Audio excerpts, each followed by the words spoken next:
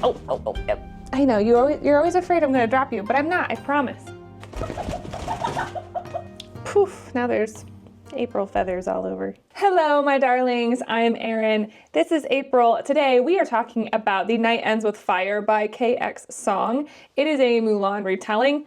I initially wasn't expecting much of this book. I love the Disney Mulan movie. It's one of my favorite movies growing up. I was like, this has potential to be good, but I liked it. I thought it was actually a pretty decent book. It surprised me. I went into it with pretty low expectations, and I thought it was a really good book. I'm actually kind of excited for the second one to see where that one goes.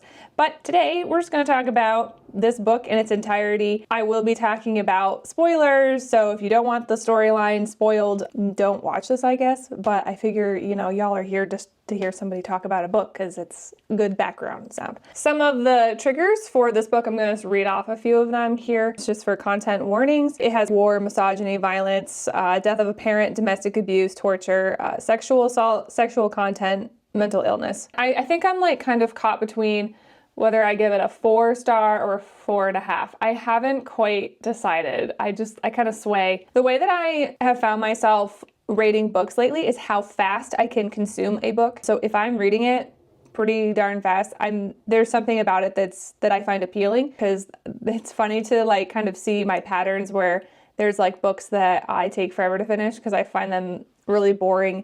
And then other ones I read within like a couple of days. So it just depends. And I read this one in, I think, two or 3 days. I wasn't sitting there like getting mad at the content or anything like that. So I was pleasantly surprised. So today with me, I have April. She's hanging out with me. Gosh, you can't hardly see her. She's so fluffy. But see if I can pull your poof up a little bit so you can see. But this is April. And she's very fluffy. She is a regular Silky, so Poppy that I had with me the last time, Poppy is a satin Silky, and April here is a true Silky. So she has like almost fur-like feathers. She is 4 years old. She's considered an old lady now. She doesn't lay eggs anymore. She likes to eat eggs though, which is a problem. She's an old lady. She's retired. She was a showbird, and I got her from somebody who just gave her to me for free. So I figured she needed a good retirement home, and I have a good place for that. So she's just going to live out the rest of her days here with me, but she's absolutely beautiful. But she's very sweet. She's kind of confused. She has no idea what's going on, but I wish you guys could see how cute her face is because she's so fluffy. Can you turn your face that way a little bit? You still can't. You still can't really see it. Okay, let's get into this book review, shall we? Okay, so now that we've introduced the book and whatnot, let's get into the story. War is coming. That's the opening line for the book. We meet our main character, Maylin. She's 18 years old, and she lives in a house with her abusive, drug addict father and her stepmother, and then she's got 2 younger siblings. Maylin's father is supposed to enlist, and he straight up refuses. He just basically says, like, I'm unfit for war, but he technically, like, could because he's not that ancient and decrepit. He's just, you know, kind of a piece of trash. So Maylin is infuriated with her father. They get into this altercation. Her stepmother is involved. Maylin's basically confronting her father on his being a coward and not enlisting. Her dad there, he's like, well, you know, how old are you now? Because he's like, apparently he's not very involved with his kids. He's abusive. He's verbally and physically abusive to them. So he like has no concept of time anymore. So he finally realizes that Maylin's 18 years old, and he's like, you know what, with that attitude, let's call the matchmaker and let's go ahead and get you married. To which Maylin then is very upset, and there's more yelling and arguing, and then her father smacks her across the face. So that's great. That's a nice opening look into the home life there. Shuling is the stepmother, and I actually like this detail. At first I was like, oh, this is going to be like the evil stepmother type story, and interestingly, that is not the route that the author went. Shuling and Maylin are actually, they're like buddies. They actually refer to each other almost as like sisters and old sames, I think is, yeah, they call themselves old sames, so they're allies. There's her uncle Zhao. I apologize. I tried my best to look up pronunciation guides and stuff for all these names, so I am trying my best to pronounce things as well. But basically, her uncle also lives in the house. He acts as like the footman. There's not much background information on her uncle other than he trained her in Kung Fu, so clearly he has some martial arts background there. One of the biggest parts of this book is Maylin is tired of being under the thumb of abusive men. A feeling that I think most women can relate to in some way, shape, or form. I was tracking right along with that. Like, this is a girl that's thirsty for freedom, individuality, respect. So this is a story about Malin pushing back against the patriarchal constructs of the society that she grows up in. So when she's arguing with her father about getting married and she's like, I refuse, and he tells her, you will do as you're told, Malin, he said, a lethal undertone to his voice. And if you fail to fetch a handsome dowry as a first wife, I will sell you as a concubine. So it's pretty like cutthroat. Her father doesn't give a crap. Shulene's like stepping in and she's trying to soften the blows and ask for mercy and kindness, but Malin's father is like, nope, you're getting married, and that's that. That's the tipping point for Malin. She's like, I don't want to get married. I thought this was a really good line and a good highlight of what it would be like to be set up in an arranged marriage. Malin is saying in her head, no wonder Anline mothers tried so hard not to love their daughters. It was like exiling a piece of your own heart. And that was her saying that in reference to like getting married off. The matchmaker shows up. She performs an interview with Malin to see like who's fit for her. And it comes out, the matchmaker is pretty blunt, and she tells her, like, just want to let you know, you're probably not going to get a real winner of a guy, because, like, your reputation is trash. Malin's family name has been tarnished, and they actually come from nobility. It's sad to see, like, how far they have fallen in society. The concept of, like, being put into an arranged marriage is already tough as it is. And then and her father has made that even worse because he's a horrible person. So it's like men have constantly been setting Malin up for failure is kind of what I was starting to get. And it made me understand why she's so desperate to get out from underneath that. Malin says to herself, it wasn't always like this, I wanted to say. Father was from nobility, the eldest son of the High Clan, and yet, in the wake of my mother's passing, his penchant for gambling and opium had sunk him far. And because he was the patriarch of our family, where he went, we all followed. So we find out that Malin's biological mother passed away when she was really young, and Malin like barely knew her mom. So there are rumors in the community that Malin's mother died because of her dabbling with black magic. In the kingdom of Anline, all spiritual, religious, black magic stuff has completely been outlawed. Malin's mom seemed to have succumbed to some type of madness is like what they call it. And apparently she heard like voices in her head and stuff like that. The matchmaker says that she has somebody in mind for Malin, Master Master Shu. I don't know, I didn't look up. I think you would say Zhu. Forgive me guys, I'm trying. So I got this guy for you. His name's Master Zhu. He's a merchant, and that's about the best that you're gonna get. However, good for you, fortunately for you, he's kind of elderly, older, so he might not be like in the mood or want to use you in that, certain way. Hearing this news of being married off to a merchant is kind of like a slap in the face. The High Clan might have fallen far from grace, but we were still nobility. To marry a common merchant was the ultimate act of Delulian? Hang on. Delulian. Search Toulouse. Oh, Toulouse face or humiliation. When life gives you lemons. Well, when life gives you lemons. Malin won't be the first wife to this man. Apparently all of his other wives, he's had like 3 or 4, apparently they have died of consumption. But it seems pretty foreboding that her survival rate isn't good. Malin and her stepmother there are like pretty disappointed to hear that this is the best that this woman can find for Malin. Malin agrees to it because what else is she supposed to do? Later on, Malin decides she's going to sneak out and go over to this Master Zhu's house. Peek in and see what he's like, see what she's basically signing up for, in a way. She doesn't walk on the ground. She uses her kung fu skills to leap like rooftop to rooftop.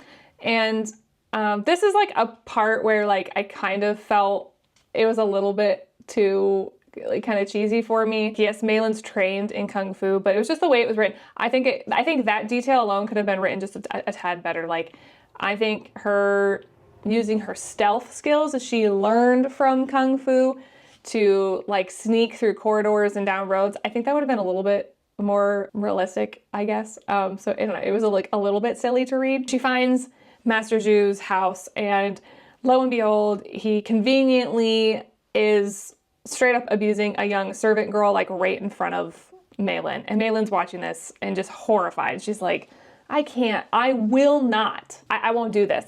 I will not get married to this man.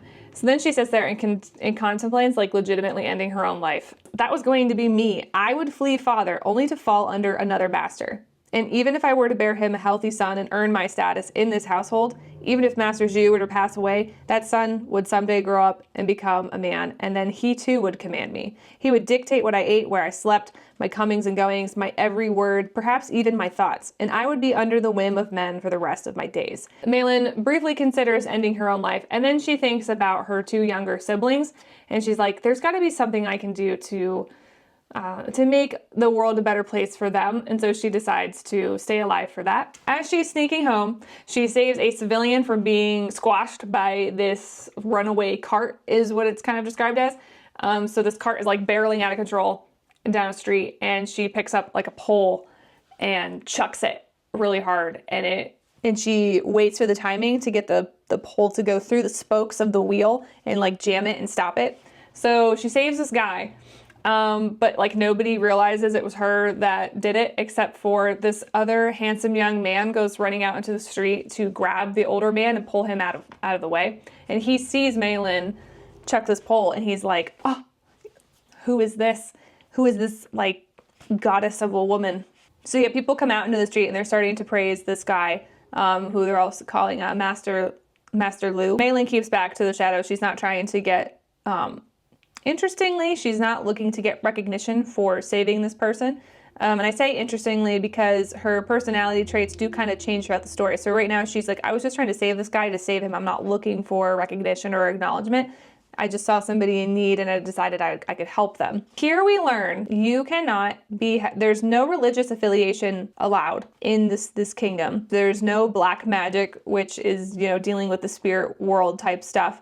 So there's none of that. You can't even utter, you can't even say oh my God, or reference any type of deity. So this guy that almost gets squashed by a cart, he's thanking Master Lu for saving his life, which he didn't save his life, but whatever. He says, Honorable Master Lu, may the spirits shine favor. Remember the decree, someone from the street hissed.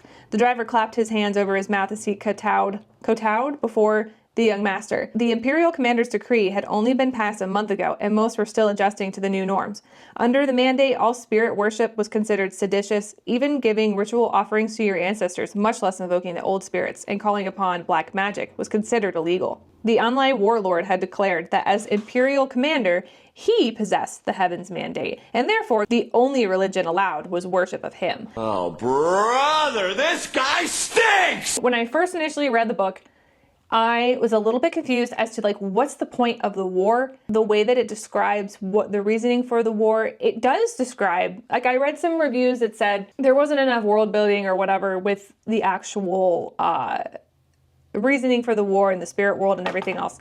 I would say the story seems to lack a little bit, because if I'm confused because I can't grasp the construct, I think the writing needed to spell it out a little bit more thoroughly. But again, I don't think it's really that terrible, because it is in there. You just have to be paying attention. So sometimes I think readers make really harsh statements. They weren't paying attention. So the wagon driver, the guy's wagon, cart, whatever you want to call it, that went out of control, he rushes up to the scene and he's like, I'm so sorry for my negligence. It was my bad. I'm really distraught. My son's enlisting. I'm going to lose my only son. So this man's pretty distraught, and it was an accident, right? He didn't mean for this to happen. But Master Lu is kind of well, I'm reporting this incident to the magistrate, and justice will be served swiftly for your negligence. I will report this incident to the magistrate, Master Lu was saying. He will ensure justice is dealt. The wagon driver began to wail in earnest, tearfully explaining that his only son was going off to war. Master Lu replied that for his own sake, he hoped the son was more mindful than the father. As the Imperial Guards arrived on the scene, I took my cue to leave. Chapter 4 has the building blocks for the reasonings behind the war. So I'm going to try to describe that out as the best that I can. Malin is trying to sneak home.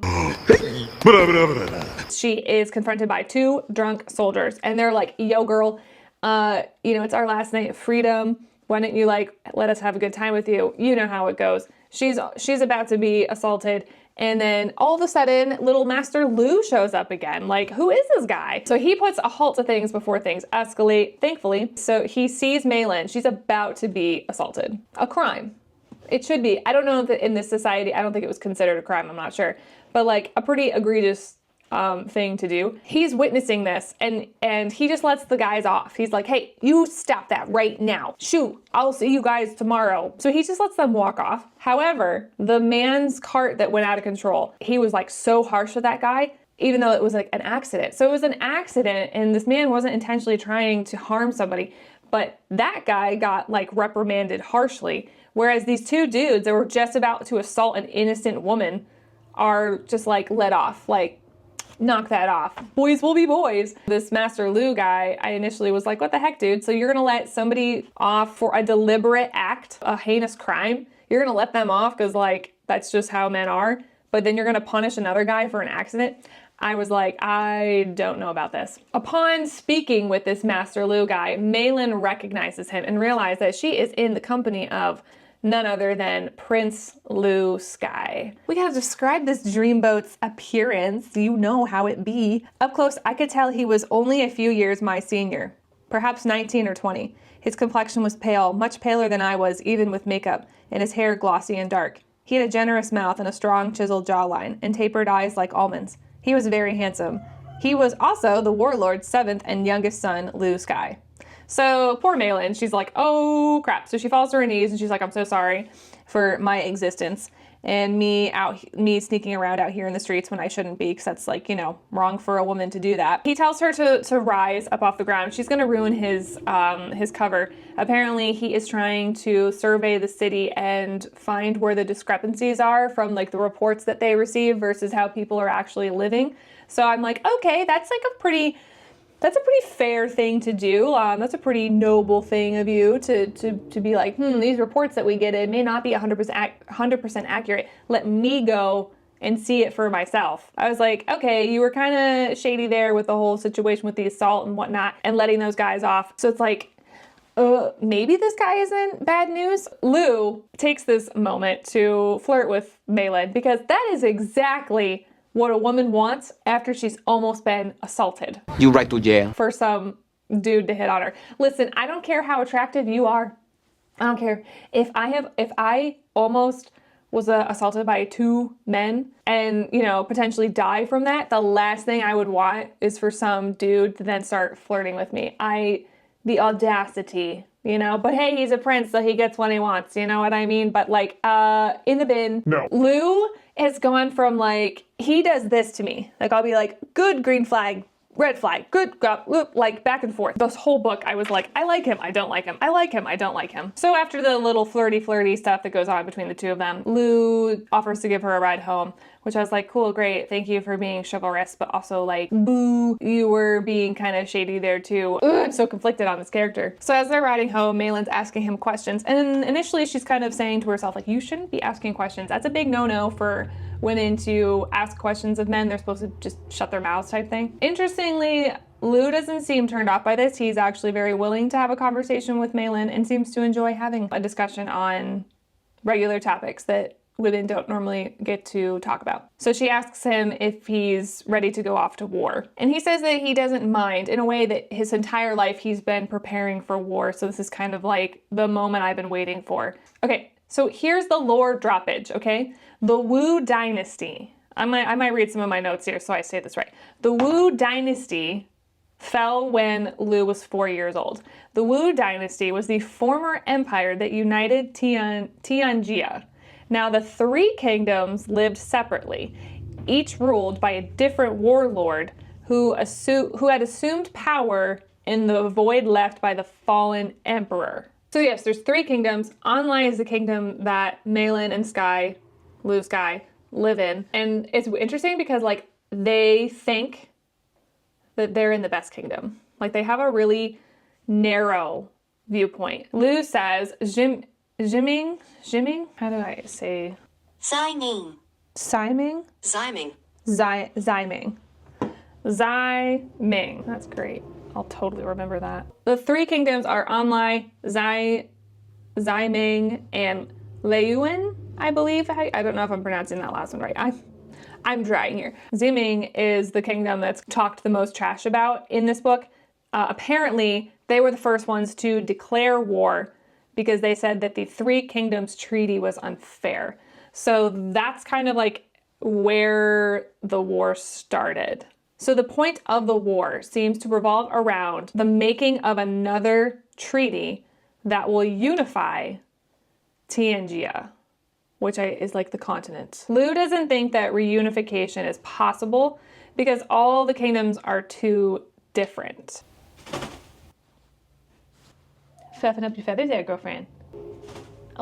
Oh, we're really fluffing up. You're cute, April. She's so fluffy. Maylin says she's actually never met anybody from Jiming or Leyuan, so she doesn't really have much of a comment on what those people are like. Lu tells her, well, that's for the best that you don't know that, because Anlai is the best. We're the best. Anlai is the most beautiful place in the world with the most beautiful women, according to Lu. Which again, I was like, first of all, I would slap the man. Here's another moment where Sky, I like him, and then he says something like this, and I'm like, no, I don't like you. You sound like a completely sheltered, narrow-minded individual that also flirts at really inopportune times. It's like, not necessary right now, dude. This girl is recovering from the fact that she's forced into marriage and was almost assaulted by two guys. Like, read the room. Okay, he doesn't know about the fact that she's been set up in an arranged marriage. He doesn't know that, but he straight up witnessed her almost being attacked. So again, I'm like, Sky, come on. So on their way back to Maylin's house, they come across some Imperial guards who are arresting black magic users. One of the people that's being arrested is this woman called Auntie Tian, and they overhear a commoner say, like, geez, why is this woman being arrested? She's a fake. She's a fraud. Like, everybody knows that. So Maylin is like, why are these people being arrested and executed when they're not even real? Like, they're just trying to make some money. And why this sudden attention on spirit mediums? Although spirits were often blamed for poor weather or bad luck, most in Anlai did not actually believe in their existence. They were considered children's boogie tales, ghost stories. These people are all being arrested and treated like these criminals, but it's like, well, most people don't even believe that this stuff is real anyway. So it's like, why such hostility towards these people all of a sudden? Maylin, in her head, is thinking about how her mother actually knew a lot about the history of black magic. So again, here's some more kingdom building here. Emperor Wu had banned the practice of black magic at the founding of the Wu dynasty a century ago because he blamed spirit mediums for the rampant chaos of the Warring States period, which preceded his reign. During the Warring States period, there were dragons and birds roaming the earth. So yes, Maylin tells Lu that most of these spirit mediums have no real power. They're just trying to make money. Lu agrees with her, and then he explains that there was a seer that told his father a spirit would spell his demise and the demise of Anlai itself. There is a imperial treasury, and it's been locked up for decades or what have you. The imperial commander, he decides to go check this room because he's suspicious of something potentially having been stolen. So apparently there are certain jade seal, which was kept in this treasury. He finds that it's gone, and this is significant, but we don't quite know why just yet. Maylin has never heard of a jade seal and asks what he means by that, and then Lu cuts it off there, and we're all just kind of like, okay, what? So that's kind of the brunt of the political system and like why this war is coming. So it's not described or flushed out super great. Like, I don't know, for me, I'm just like, That's a lot for me to wrap my head around. It's explained, but I don't think it was explained in the best way. Malin is surprised that Lou is revealing all this different information to her. She's not used to having a man like talk to her like a normal person, because apparently women don't involve themselves in politics or anything like that. So she's intrigued and also feels a heartwarming reaction to this whole interaction, because she's like, wow, this guy's talking to me and treating me like a normal person. Lou has returned Malin to her home. Sadly, she revealed to him like, hey, by the way, I'm betrothed and I will be married within like a week or whatever. And Prince Lou is like, sad boy. Malin has made up her mind. She's going to disguise herself as a boy and she's going to enlist in the army. So this scene goes pretty similar in a way to how the Disney Mulan pictures it. So she's made somewhat of a rough uniform. She's like bound her chest, so she's fairly flat. She describes herself as being like,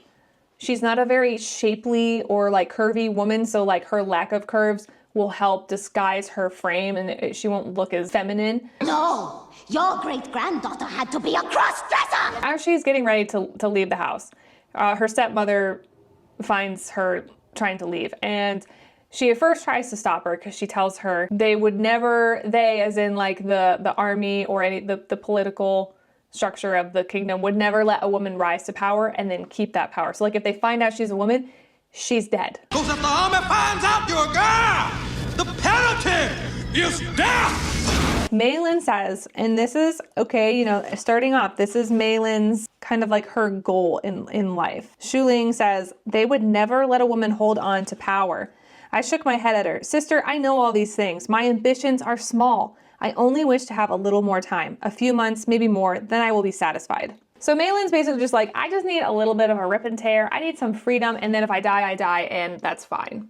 So Shu Ling sees that Zhuling? I'm sorry, I'm trying to say her name. Julie, do the thing! Zhuling decides, I can't convince this girl to not go out and do this. So she's like, I'm just gonna help her instead. So she helps her put together a better disguise. And then as Malin is getting ready to leave, she's handed this jade pendant, and she is told that this was her mother's and that, you know, if she wants it, it's hers. With trembling hands, Zhuling withdrew a delicate necklace from her pocket. The cord was simple, nearly invisible in the dim light, but the pendant was not. The jade was unlike anything I had ever seen. Emerald green, dark, light. It seemed to change color every second, flickering like sunlight under water. Engraved in the base of the stone in tiny lettering no larger than a single grain of rice were two characters. Qinglong, Azure Dragon. As if drawn by a magnetic force, I reached out to touch it, but my fingers closed around the necklace before I realized what I was doing. It is greed, I realized. I was covetous for it. So she's immediately drawn to this jade. I think we can see where this is going, right? Malin now has arrived in the chaotic army camp. She meets a young man named Sparrow. He's described as, he's like the tallest guy in the unit. He's got like kind of bird-like features in a way. It's kind of like sharp, pointy type features. Sparrow quickly seems to be the guy that's going to become Malin's friend. Then we also meet Lieutenant Fang. He is not a very nice guy. He and Sparrow kind of have a bit of an altercation. It's clear that Sparrow has a different type of accent. One could assume he's from the southern part of the kingdom. I was a little bit confused by this because I was like, oh, when you say southern part, are you talking about the southern part of Online or the southern part of Tianjia? So Lieutenant Fang has an immediate disgust towards Sparrow. He calls him Southern Trash. So to get back at Lieutenant Fang for the Southern Trash comment, later on that day, Sparrow ends up stealing this armlet that Lieutenant Fang has. They immediately start going into training, physical training and stuff like that. And Malin realizes like she is woefully weaker than her comrades. Let's get down to business. She's also like the shortest one there. So she's this tiny little thing amongst all these men. And so she's woefully behind in regards to strength. However, she has better agility than most of the men. So she has like an upper hand there, but the strength alone is what she needs to gain in order to be up to par with everybody else. So after the first day, it's been a hectic, long, crazy day. Everybody's wiped out. Lieutenant Fang realizes that his armlet has been stolen. So he orders everybody to stand up, and he's basically trying to like get somebody to reveal like who stole the armlet. So they search all the tents, they can't find it there. He goes to more drastic measures and he's like, everybody here needs to strip down naked because I'm going to search all your clothes and I'm finding this armlet. Turns out this armlet is like a family heirloom. It's very important to him, and it'll play a role kind of later in the story too. So Malin's like panicking. Oh my gosh, it's day one and I'm gonna get found out. And as she's sitting there panicking, there's this little voice that she hears in the back of her head, but it's not really her voice. I felt my mother's pendant thrumming against my chest, hot and pulsing. Or maybe that was just my own heartbeat. How humiliating, a voice purred in my ear. To not last a single day in the world of men. I whirled around. There was no one behind me. So she hears this voice for the first time and she's like, what the heck was that? To save herself, she was like, I stole the armlet. So as a result, she is punished. And so she's flogged for the crime of thievery. As she's being flogged, she realizes she's being flogged for a crime she didn't commit. However, the crime that she is committing, impersonating a man in the army, in the military, she's like, this is a crime, a punishment that I can actually handle because I am committing far worse crimes right now. It was kind of an interesting parallel for her to think about, and it made her kind of grit her teeth and bear down and deal with this punishment because she was like, the punishment that I deserve is far worse, so I can handle this one. Prince Lou is the one who had to dish out the punishment, and it's clear that he doesn't enjoy doing that. Also, side note, it turns out that Prince Lou is like her commander. We all knew this was going to happen. Like they were going to connect in some way. There's a new goal that Malin takes on. Apparently at some point, their squad leaders will be chosen. And Malin has her eyes now set on becoming a squad leader. She's like, I will be the best of the best. I will excel. I will show all of these people here that I am worthy of respect and dignity. In the back of her mind, as she's thinking about all this, she hears that silky purring voice again, and the necklace responds. It seems to hum. The voice seems pleased that she has this level of determination. As we progress into the next day, it turns out Malin is atrocious at archery. So the girl has flaws. She's not perfect at everything. I appreciated the writing here because some people were like, oh, well, she's just too good at everything. She's not. She was trained in Kung Fu, so she has the agility aspect. However, as a small woman, she doesn't have the strength that the men have, and that is highlighted. And then it also, points out she's horrible at archery. So no, she wasn't just good at things right off the bat. So one of their exercises they have to do is that's in, I think, yeah, it is portrayed in the Disney Mulan. It's like the yoke kind of across the shoulders and 2 buckets of water on each side. Lieutenant Fang, he's got it out for her. Apparently the other men only have to fill their buckets up halfway, but Lieutenant Fang makes sure that Malin has her buckets filled up clear to the top. And if she spills a drop of water, she has to dump it all out and start all over again. This behavior and treatment from Lieutenant Fang is making her even angrier, and she's like, I will prove him wrong. As she's struggling with the training, that inner voice keeps speaking to her, commanding her to get up, commanding her to keep going. But I wouldn't say it's not a very encouraging voice. Like initially you're like, oh cool, this is like, pumping her up type thing. And it's not. Malin starts speaking back and forth with this voice, and she's like, I feel like I'm going nuts here because I'm talking to like nobody. She's struggling with believing if the voice is real or not, or if she's just going insane, like her mother did. The next thing that Malin sucks at is sword training. And I like the fact that it points out that Malin didn't have any sword training. It was forbidden for women to learn the sword, the art of sword play. I don't know if that's a word. So she's like fish out of water with that. As they get started with their sword training, Lieutenant Fang, because he still has it out for Malin, he makes her go up against Zilong. And again, I hope I'm saying that remotely correctly. Zilong is one of the best soldiers in the platoon. He's far larger than her, and Lieutenant Fang just puts her with him just to humiliate her. Of course, Zilong kicks Malin's butt to nobody's surprise. Lieutenant Fang thought I didn't belong here. The difference between him and me, I knew I didn't belong here. And so I had to prove both of us wrong. Lieutenant Fang, I think he thinks that he's like humiliating her and putting her down and discouraging her, but in a way he's pissing her off more, and it makes her grit down harder. And she's like, I'll go even harder. I will show these guys. And I do really like that determination. because Malin, instead of being like defeatist over it and playing victim, she's just like, fine, I will rise above this challenge. Like, you throw something at me, I will overcome it. Then we hear some more inner dialogue from Malin, and this is where Malin's character gets a little bit more interesting. I wanted others to respect me, to fear me, to know my name and know it with awe. So initially she's like, I just want some freedom, right? Like, my ambitions are simple. I just want freedom. And now each taste that she gets of power, she's escalating. She's like, okay, now I want more power and I want respect. I want people to fear me. And it's like, okay, this is a pretty abrupt change from what you were just like not too long ago. Would I rather be feared or loved? Easy, both. I want people to be afraid of how much they love me. The necklace, as she's thinking this, see, like it quivers in response to this thought process. Malin knows she's woefully behind in strength and sword skills, archery. So she's like, I will train more at night while everybody else is sleeping.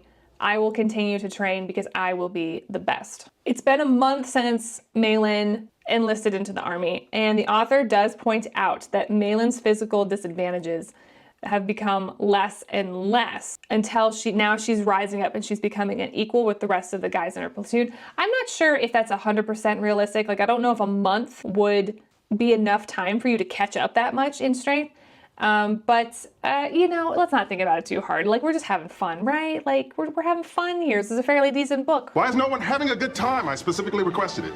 And I will say though, like her extra training that she does at night. So, I mean, I don't know how many hours a day she spends training, but it kind of seems like she's doing a lot of extra stuff. So you could see it making sense that she's like rapidly increased, but she's determined. And I do like that. I think it's a good point. If you work really hard for something, you will gain strength and will get better. One night as Malin is practicing her archery, Lou approaches her and he's like, you can't, like, he gives her some pointers because she's doing a horrible job. As they're like interacting, he asks her, have we met before? Yes, we have met before. But Malin's like, no, of course not. So then as they're talking, Lou agrees that he will oversee Malin's training at night. At night. At night. Malin starts to wonder, like, why would Lou want to spend extra time with me at night? At night! And it turns out that Lou is an insomniac, so he doesn't sleep as it is. Malin and Lou have a little bit of a heart-to-heart, and they talk about whether or not they're afraid of the upcoming war. Malin's like, I'm not really afraid. I'm not afraid to die. And Lou says to her, I know that you're not afraid because when I had to give you your punishment for stealing the armlet, you didn't make a sound. And he's like, so I can tell that you are not frightened.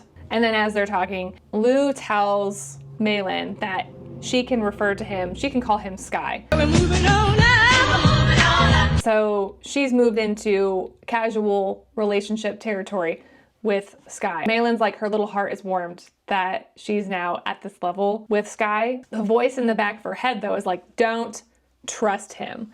Malin, as she's sitting there questioning who she should trust, she starts to realize that she didn't start hearing this voice until she put that jade necklace on. And now she's starting to make the correlation, especially, and she remembers that the name on the pendant is etched Qinglong, the Azure Dragon. She starts to wonder if this jade seal is a spirit seal.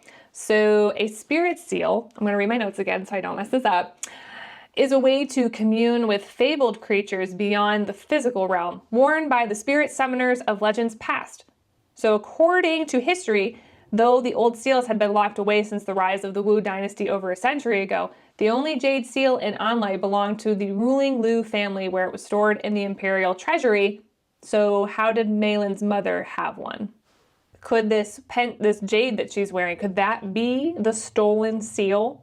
But then, would that mean that her mother was a thief? How did her mother acquire this seal? Spoiler alert, in this book, we don't find that out. I actually think it's fine that we don't find that out in this book because it's not one of those details that you must find out right away because it doesn't really determine much of the story in this first book setting. I think it will come into play in the second book, so I wasn't mad about that, honestly. But then Malin's also considering that if this is a spirit seal that she's wearing, why did her mother succumb to the abuse of her father? And also, Why didn't she take power from the Azure Dragon? And we don't find out that either. Malin has this, then Malin, when she falls asleep, she has this kind of weird vision of a girl that's running. And when the girl turns around, Malin sees that it's herself. There's an attacker that brings out their sword and starts to attack her. And so she fights back. And it's clear in how they fight, they hate each other. The attacker she recognizes as a boy, and the boy takes her down. And Malin sees in this vision that it's Sky. Interesting. It's weird too. So this is, the writing here is a bit strange. So her jade pendant flashes brightly, and then Malin feels herself falling like through the air. And when she wakes up, she's in the spirit realm. I will say probably one of the worst parts of this book is the concept of the spirit realm. It's just not, it's not developed well at all. I hope in book 2 that it is, but it is very lackluster in this book. There's no real sense of like awe. When you watch Avatar: The Last Airbender, the spirit world there is it's a world, and I think the details for it are done very well, and it feels very mystical and forlorn and weird. The spirit realm, Malin spends such small time in the spirit realm that it's kind of like you almost miss it. You're like where are we right now? Now Malin gets to meet Qinglong for the first time, and this meeting is brief and cryptic. Who am I? I am the guardian of lost souls. I am the powerful, the pleasurable, the indestructible Mushu. So Qinglong tells her about this character, creature, whatever, called Zook. He tells her that Zook's seal is close to being found. Therefore, she must learn to harness her power. This is another element that I was like, who the heck is Zook? Like, what is going on here? It's very possible that the author wrote it very cryptic because it was supposed to be like a direct reflection of how Qinglong spoke to Malin. I don't know. I don't know if it was like purposely done or if it was more of an error, but I was like, who the heck is this? So we find out there's another seal that's about to be found, and the owner of that seal is Zook, who is the phoenix spirit, I believe. And then so because Qinglong is just such a ray of sunshine, I am the great stone dragon. Good morning. he starts drowning her in the spirit realm. He's sitting there like, she's screaming for help, and he's just laughing at her. And I'm like, wow, this is great, because this is a pretty triggering thing for her because her mother apparently died of drowning. So she's straight up convinced that now she's going to die. Qinglong is sitting there laughing at her for drowning, and then tells her that the might of the sea is hers, so she needs to draw upon it. But then he doesn't give her any further instruction on like how to actually do that. So I was like, okay, cool, you're super helpful. Malin's sitting there drowning, and she's telling him that she can't harness the power of the sea because she doesn't even understand what that is. And then Qinglong tells her she's the one who desired it, and he answered her call. So apparently her greed for power summoned him because he feeds off of greed. She has like the ocean's hunger, which I'm like, okay, like that's a cool concept. I liked that concept, that like you have this inner turmoil, you hunger for more power. I'm responding to that because I feed off of that power. I was like, that's a cool concept. I just don't think that it was introduced super well. Like it was very cryptic, and I couldn't tell if it was meant on purpose or if it was just a lack of world building. It says, my eyes skipped to meet his. In their golden depths, I recognized the ruthlessness in them, the cruel, unconcealed ambition, for it reflected my own. Buried deep within me, acknowledged by no one, not even me, because it was a depravity for a woman to desire more than her lot in life, to aspire to more than safety, protection, to aspire to power. And so she is able to like pull herself together and escape the spirit realm. The concept of the spirit realm, and then we're supposed to realize that that Qinglong, the Azure Dragon, he's feeding off of Malin's desire for more power. We're supposed to make that connection. And I was like, okay, I get that. But then it just, the writing was like a little bit, it didn't explain some of that out quite well. The next day, Malin tells Sky that she doesn't just want to keep up with the men, she wants to be the best. I needed to prove that I, as a woman, could be better than the rest of them, that I too could belong, that I too could be free. We're seeing her evolve. She went from just wanting to be free to now wanting power, and it's kind of escalating. That day at breakfast, Lieutenant Fang informs everybody they're going to be heading to the Southern Front, so they all need to pack lightly. Later on that afternoon, the squad leaders are finally picked, and the way that they're chosen is through a single elimination tournament bracket. So, of course, Lieutenant Fang puts Meilin up against Zilong, and again, he beats her. This is a really stinging moment for her because she's worked so hard. She's worked harder than anybody else. She's been doing all this extra training. It's like she's got to do double what everybody else around her is doing. She's pissed about this. She knows objectively she's good enough to be a squad leader. However, she needs everyone to acknowledge her. So like she knows, and then I thought this was kind of interesting, and I thought this was very relatable. So she knows deep down in her core, I am better than everybody else here, but I need somebody to acknowledge it. Qinglong pipes up as she's thinking this, and he's like, hey, there's a way to get everybody to acknowledge you, and that's use that dang power that you have access to. She's like, you know what? I am gonna tap into this power of mine that I have no concept of or no control over. She taps into her power, causes the water buckets around them to explode. This kind of confused me. Zilong was standing right in front of the buckets and was knocked backward by the force. Obviously, like, she can manipulate water. That's the first time that she's used her power, and as a result, so she uses her power, and then all of a sudden her vision goes out. Who turned out the lights? Qinglong tells her, oh, by the way, whatever you use your power, you're gonna black out. Like, you have to figure out how to sip on that power and how to distribute it equally so you don't lose your vision. And you will get better at this as time goes on, but you have to figure that out now, otherwise you're gonna wipe yourself out. See, that would have been a great thing for her to have known a while ago. So Meilin, she taps into this power and causes these buckets to explode, and she's immediately like, she feels guilty. She didn't want to hurt anybody with this power. And I think that's the actual Meilin. I think that's her actual character. Unfortunately, at her core, so she didn't want to cause harm. However, her anger and jealousy caused her to lash out, and that was the result. Vengeance will be mine! So Meilin dreads seeing Sky again because she's afraid that her defeat would reflect badly on him, like his training wasn't good. And I wrote a note that Meilin is a sore loser. She just this is where we get that inner monologue with her where she's just beating herself up and being kind of ridiculous. Like, again, it's like, girl, you were put up against somebody that's way bigger than you, more talented in these areas, more developed as a soldier. I don't know if I said before, but at this point, she's been enlisted for 3 months. She's improved dramatically. She just doesn't see it because she's putting herself up to a standard that she can't quite achieve. I think it's important to know that you won't be an equal with every single person. And that's fine. You have strengths in different areas that person doesn't have. Rely on those strengths because those strengths then help everybody else around you, you know what I mean? But Meilin's just like, she's so determined. She's like, I'll just be better than everybody, which I think that mentality can get really toxic if you let it go out of control. She's sitting there feeling bad for herself and she's all mopey. And then Sky's like, hey, you wanna know what's gonna get you out of this funk? Let's fight. Her and Sky fight to blow off some steam.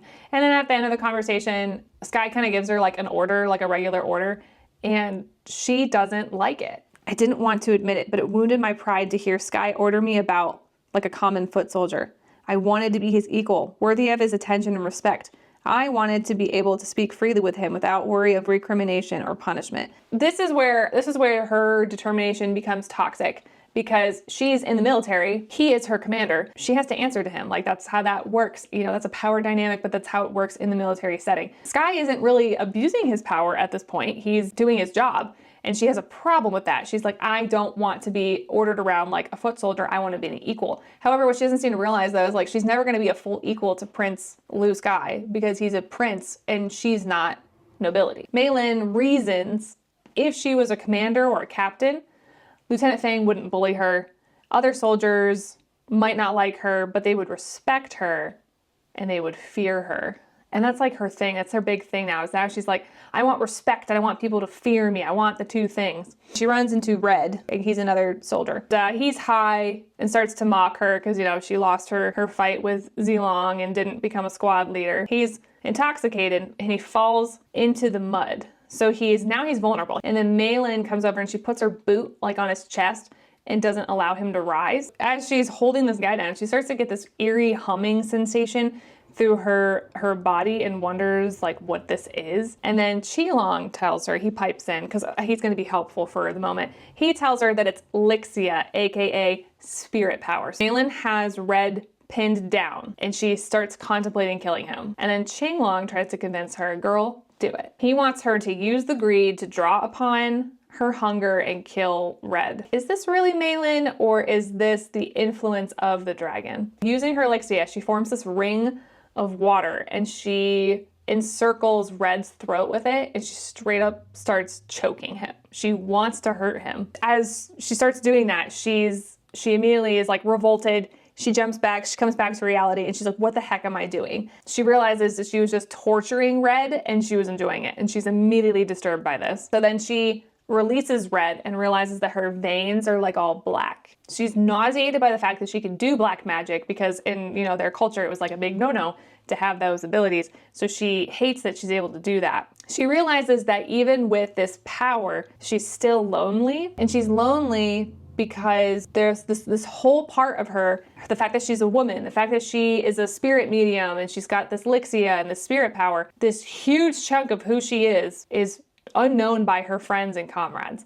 It's an interesting parallel. She's seeking more and more power, and then the more power she gets, the lonelier she is in a way. For 3 weeks, they're marching towards Ximing. So we got some more Kingdom Lore drop again. Leiyuan is the largest kingdom with the greatest armed forces. Anlai is the wealthiest and holds the most natural resources. Ximing is the weakest kingdom and the smallest. They're also the ones that started the war. So there you go. There's a little more tidbit on the kingdom, but that was like several chapters after that big kingdom lore drop, like earlier on the book. Sky tells her that Ximing's chancellor seems preoccupied, and he's been hiring out local bandits to find precious stones. So the night before they reach Ximing, Malin's out doing her thing, she's doing her training, and she notices some movements off in the shadows. She sees the shadow movement twice and is like, I gotta go check this out. So she goes off over to where she saw the shadow. She comes across a soldier from her platoon that's laying like face down in the dirt, and he's deceased. And she's like, oh, something's going on. And then just as she thinks that, Qinglong helpfully speaks up and tells her to watch out behind her. We jump into the next chapter. There are bandits raiding their camp, but it's not really apparent like what they're doing, what they're there for. Instead of going straight to Lieutenant Fang and Xilong to raise the alarm that there's bandits, she goes to Sky. Has to like get through his security to get to him. As she's coming into his tent, he's shirtless and she's distracted by his physique. Wow. And then she's like, oh, by the way, bandits are attacking the camp. So the reason why she didn't tell Lieutenant Fang and Xilong about the bandits is because she was afraid that they wouldn't believe her. I feel like they would believe her because you would take a threat like that pretty darn seriously in a military setting, I feel. The bandits use explosives to destroy the camp supplies. So Malin discovers they're not stealing weapons, they're stealing iron spearheads and iron axe heads. But like, why are they stealing iron? Then she's caught and injured by a group of bandits. So Malin's been captured by these bandits. She overhears them talking about this guy named Sima. And so she tries to like play it off like she knows who this guy is. She says the wrong thing, reveals her ignorance, and then the bandits are like onto her. Then Xilong shows up and he saves Malin. And then it's a bloodbath from there. Then Malin goes into like full blown, she's just slaughtering everybody around her. So she has this a brief moment of just, I'm killing people left and right and it's not affecting me. Like what's happened to me? So as this battle progresses, she takes off after a bandit that's ran off and she takes him down to the ground. She starts demanding answers from him, like what they're doing, what their mission is. She figures out that these bandits want the prince. However, they don't want Sky. They want Sky's brother, Winter. I hadn't mentioned Winter before because he isn't really a crucial part until now. Winter is supposedly touched. So this character, Sima, who she heard mentioned, he wants Winter because he is a spirit medium. So Malin's sitting there like mulling over this information, and in the moment of weakness, this bandit like catches her off guard and injures her. She calls upon her spirit power and compels him to release her. And then he realizes like, oh, she's spirit touched too. And then he asks her, he's like, why are you fighting for a country that hates your kind? Ximing is not against black magic or the spirit realm or anything like that. The bandit then sits there and considers taking Malin himself to Sima because he's like, well, that'll be helpful for us to have you in captivity as well. and then she calls upon the power again. She condenses water droplets from the air and then sends them into his mouth, choking him. And so she basically just drowned him. Water as an element to control is so interesting because of the water that you can take out of the like air around you and stuff. I think it's a really interesting thing. It's pretty brutal, but I thought these types of details were cool of her manipulating the water. Now that she's used her power there, she's fighting to stay conscious as she's searching for where the bandit had taken these spearheads and axe heads. And then she finds the bag they were in and she goes to pick them up. And as she touches them, this like searing pain comes flying up her arms and she like drops. It causes her to drop the bundle. Why would these guys be after all this iron and what? And then she's like, she's not correlating that there's something to do with like iron having an effect on her as a spirit medium. As Malin's sitting there wondering about these like iron spearheads, she notices that the bandit's clothing indicate that he came off of a boat. And I'm like, very observant of you there, Malin. So she runs off into the direction of the sea. Mind you, she's gravely injured and she doesn't have a weapon. So she just runs off to go find where these bandits came from. She's just kind of reckless and does not think things through. She thinks like, I alone can be the one to go off and save everybody, blah, blah, blah. And she's not good at going and getting help when she actually needs it. So then Malin comes across the other bandits who have Winter held captive. Sky is already there. I'm a little confused on like where they are. I'm not sure if they're like getting on the boat or whatever, but Sky is already there and he's trying to convince them to take him instead. But the bandits straight up tell him like, we don't want you because you're not touched. Here we learn of this Seema character again. He is the Chancellor of Ziming and he wants Winter alive. Malin, she acquires a bow and arrow somehow, shoots the bandit that's holding Winter. It's enough of a distraction that it allows Sky to kill the bandit and he makes quick work of the other people that are there. The next day, Sky orders for there to be a delay in their travel because of how just brutally like wiped out they got by that incident with the bandits. Zilong is the only man that's treating Malin kind of normally. She's confused by that. She's like, why is everyone else being so weird around me? So apparently that morning at their briefing or whatever, Sky recognized Malin for her acts of courage and bravery. And he did this in front of the entire council. And like Lieutenant Fang lost his cool and accused Malin of using black magic, and everybody else was kind of laughing because, mind you, like a lot of these soldiers, they don't believe in the concept of black magic. So they thought that Lieutenant Fang is like full of crap. Left alone, I indulged myself. Prince Lu recognized you for your valor. Was this what opium felt like? This rush of pure, unadulterated euphoria? Because it was addictive too. I wanted more. More praise, more recognition. Prince Lu believed I was worthy, and so did Zilong in his own way. This was only the beginning. I would get better. I would do better until everybody recognized me. She's feeling like a little smug with herself that she as a woman, she's been able to fool all these men, and here she is kind of coming out on top and she's doing better than all of them. So then later that night, she's drawn to the sea and has another vision of a girl telling her to never trust a dragon, and then she slips into the spirit realm. Now we are back in the spirit realm, and again, this was like, the spirit realm stuff was just, it just was a little weird. So Malin meets Seema. Mind you, Seema is the Chancellor of Ziming. She meets Seema. He calls her Haiyang, one of the sea, and then he says he's Taiyang, her inverse. Fire and water are lifelong rivals. He tells her her mental shields are impressively strong for one so untrained with their Lixia. He opens his mind to Malin. She sees a memory of Seema's wife and daughter being killed by a general. This event gave him hunger and hatred for vengeance. It took 9 years, but he found a seal, a missing jade, a seal. Without hesitation, he drew upon the Phoenix's power. The Phoenix asks him if he would surrender himself to the world or would he make the world his own. Vengeance will be mine! And then she extends her seal towards him and he accepts it. So then Taiyang, aka Seema, tells her like, I could train you, we could become allies.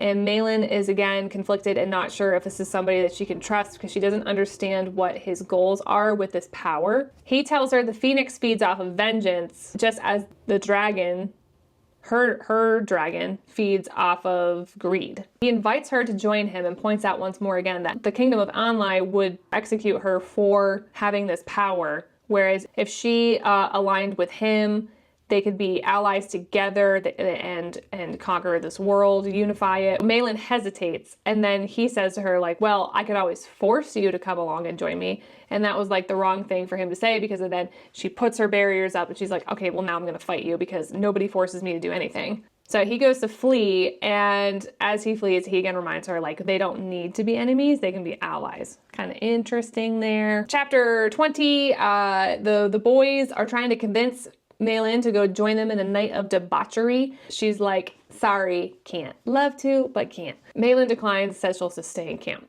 So as most of the guys are going out on the town to get laid, she's like, hey, everyone's gone, I'm gonna go take a bath. So she goes down to the hot springs, and she's taking a much needed bath, and she's horrified because all of a sudden all the dudes are coming off down to the stream. We're doomed! There are a couple of things I know they're bound to notice. Turns out, I think like Lieutenant Fang or somebody caught them trying to go out and down to the town, and he like put a stop to that. So then all the guys come back to the hot spring, including Sky, and they all jump in. They see that Malin's like off to the side, or they like hear her, and then she kind of like pops out and is like, hey guys, and then they're like, hey, come join us, and she's like, oh no, I can't really. It's a pretty awkward interaction, and then she manages to escape. The guys are all like, why is she running? This is weird. You never want to see a naked man again. So after that little bit of a palate cleanser there, they head into their first major battle. Sky beheads a man who has been a member of Winter's personal guard, who'd been caught dispatching information to the Zeeming capital. In the beginning. This man says that he was forced to agree to do this because if he wasn't, he was going to be murdered and then his own son would be killed. He was like, I didn't have a choice, but he wanted to warn about, he's warning them about this power that the Zeeming military has, and it's going to like wipe out everybody. He says that the veil between the realms is disappearing, and so the other soldiers around are like laughing about this because they think he's full of crap because they don't believe any of this to be true. With that, he beheaded the man with one clean slice. I flinched, looking away as the head rolled in the dirt.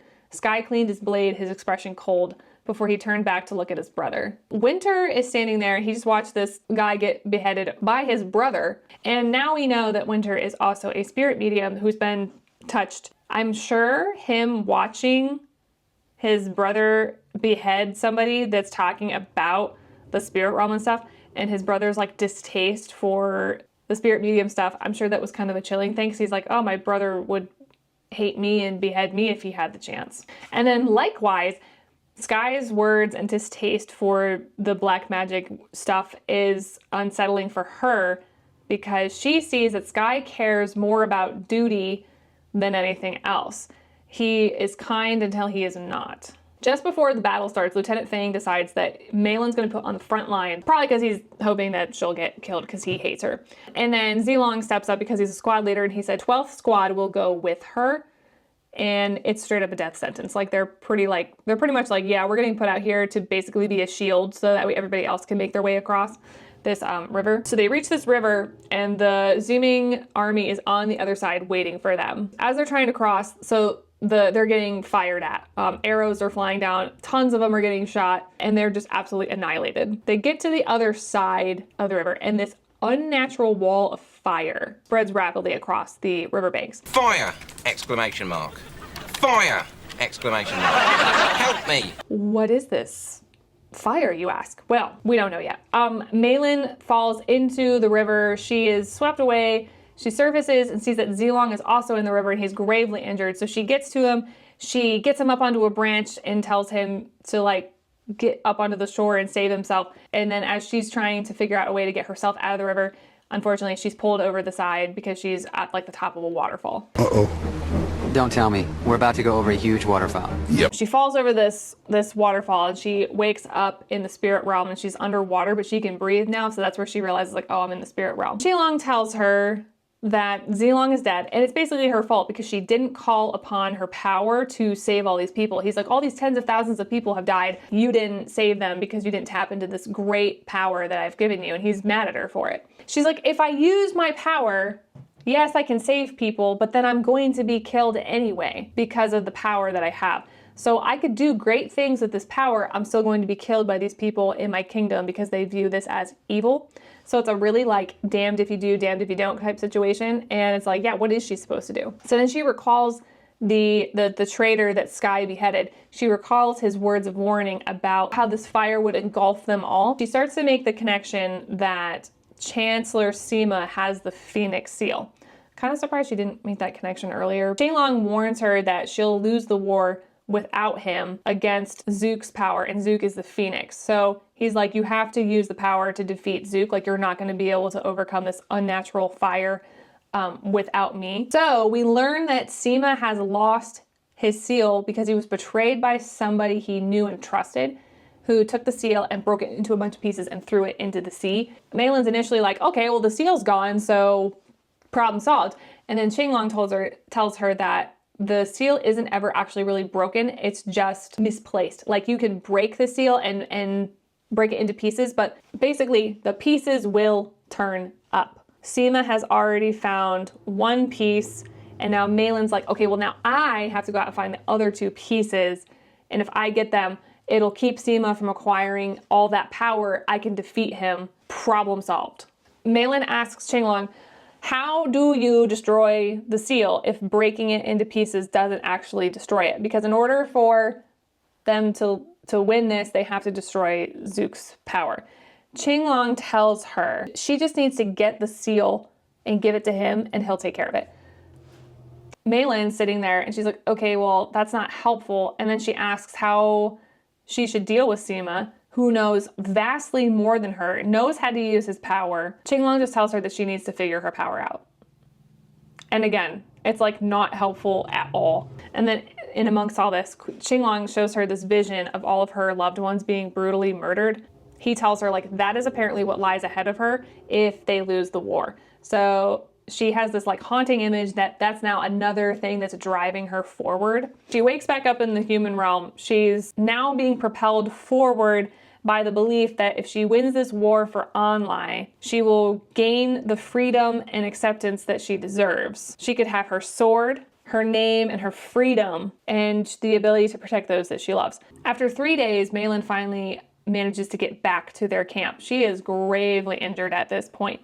And she comes into camp and she collapses and Sky's there and he catches her, like rips open her tunic and sees like she's got these bindings on. And he's like, oh no. So now this is where Sky finds out that Maylin is a woman. As Maylin is fighting off this fever and she's healing, she wakes up in the spirit realm again and she runs into Sima, who seems to be a ghost of his former self.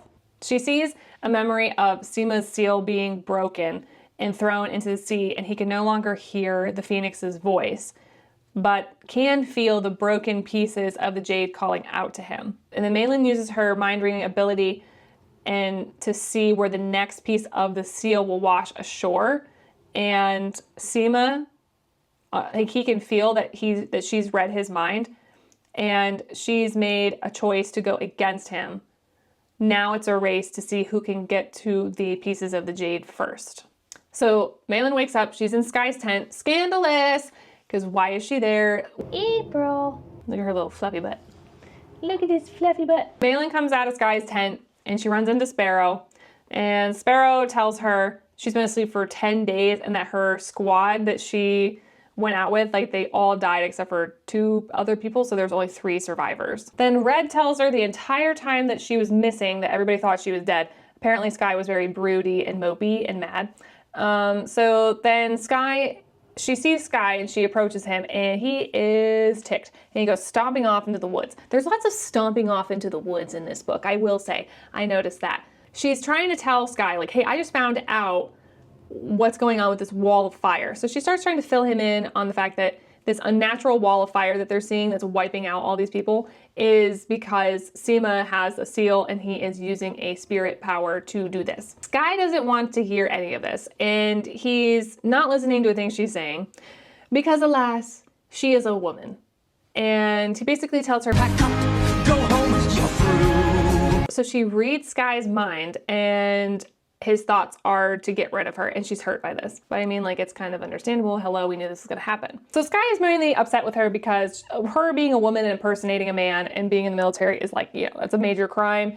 a crime punishable by death. So he's really mad about that. And she's upset with him for being mad at her for that. So they're sitting there arguing. He asks her, did you think this was all just a bunch of fun and games? And she doesn't like the patronizing way that he says that. So it's like insulting. It's insulting to her that he would think that lowly of her, that she would be shallow enough to just do this on like as a recreational activity. Then she goes into telling him like, my alternatives in life were worse. Like I was set up to be married to a horrible man or live with an abusive father. Like this was kind of an out for me to escape those constructs and that cage of society. I had no other choice, really. His lips curled. Your emotions are getting the better of you. Right to jail, right away. And that is a line that is quite frustrating to read. Malin's like, fine, let's settle this like men then. Let's fight. If I win, I get to stay. If I lose, I'll go home. So they fight. Sky wins, but then he turns his back on her and she takes advantage of that and disarms him. And so like it's kind of weird because like technically she lost, but then she kind of sort of won. So I guess then it's decided that she's going to stay, and he's like, fine. Sky storms off. He's mad again, and they don't speak again until dinner. So now that things have cooled off, Malin takes his time to tell Sky what it is that Sima has planned with this power, but she keeps Qinglong's vision that he gave her to herself, because obviously she hasn't revealed to Sky yet that she's also a spirit medium. Sky surprisingly believes what Malin says, and he explains that there were dozens of reports of this unnatural wall of fire. It's unnatural. His voice was thick with noticeable disgust. I had to hide a shudder. Though his repulsion was not directed at me, it felt like a personal affront.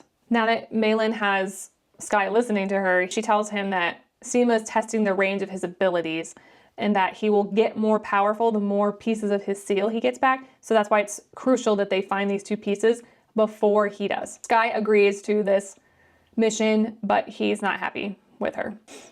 So by nightfall, they reach this small town, New Quan. It's a large trading port next to the sea. Then they stay in an inn. Malin wakes up in the night, discovers that the innkeeper has sold them out to a group of bandits. She uses her power to compel the innkeeper. That drains her power. And then she turns around and calls upon the power again and takes out a bunch of these bandits. Mind you, she isn't calling for anybody to come help her. She's trying to do it all on her own. She's not great at using this power. She's starting to lose her vision. And apparently a new tidbit that comes out at this time is that her eyes turn golden when she's using the power. And apparently, the fact that her eyes turn gold is like a dead giveaway that she's a spirit medium. But she doesn't realize that this happens. Off into the woods we run again. She discovers there's a tear in the veil between the spirit realm and the human realm. Regular humans get hypnotized by this little veil and they're drawn towards it. She watches a group of men approach it, tries to stop them. She saw somebody get brutally murdered and then she just takes off running again and goes back to the inn. And Qinglong tells her that she could have compelled them to stop, but she chose not to. And then he tells her the reason why she chose not to is because she is pragmatic and self-serving. She couldn't use her powers to help all those, save all those men because she doesn't have, it would have drained her. She has this bit of inner turmoil with herself. She wants to be like Xu Ying, her stepmother, who is benevolent and tender-hearted. But at the same time, she wants to be like Sky, kind and noble. She wants to mimic traits of a hero, but then realizes she's not the hero of the story. What I want, I reminded myself, is to belong, to be treated as an equal in the online army, nothing more. So she says this, but then we see that kind of contradicted in this hunger that she has. But again, it's is that her or is that Qinglong's influence on her because he feeds off of greed? So she fights some more bandits. She's injured and nearly killed. Sky shows up to save her, as per usual. He realizes she's hurt and is immediately concerned. So at first he's pissed off at her for her recklessness. And then he's like, oh, well, she's gravely injured. Never mind. Let me be a kind and caring gentleman. So Sky is deeply concerned for Malin's safety and he views her as breakable and he wants to protect her. And he's agonized that he can't protect her. He would rather lock her behind Imperial gates, but that's not where Malin would want to be. You right to jail. Believe it or not, jail. Also jail. Him having that thought of like, I want to lock her behind gates so I can keep her safe, that line is kind of what's made me wonder if Sky is going to be more problematic. He's painted as like a pretty pragmatic, kind, noble character, but I just feel like these tidbits of information might foreshadow that he too would want to cage Malin, which is the whole thing that she's trying to run away from. Sky's sitting there telling her like, oh, he's so agonized, I just want to protect you, I'm afraid that I'm gonna lose you. They almost kiss, and then Sparrow busts into the room and ruins the moment, so they don't get to have their little kissy. Hello, editing Erin here. I apologize for the abrupt ending, but I had to break this video up into 2 parts, so part 2 will be out next week. Thank y'all so much for hanging in there with me, and I'll see y'all in the next one. Toodles!